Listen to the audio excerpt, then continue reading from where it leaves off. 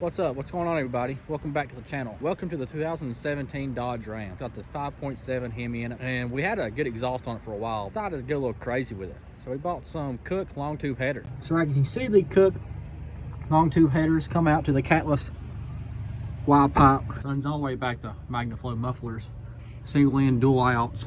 Install time roughly 3 hours.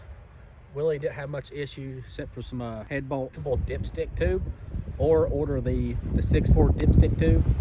Tuning wise, we got the Diablo i3 with J Green custom tuning.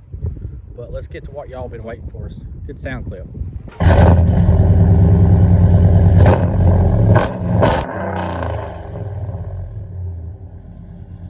So this is inside the cab. We got windows up, just idling. So far you can see it's not that loud inside the cab wise. It sounds great outside, don't get me wrong, it sounds amazing. But let's hammer down on it.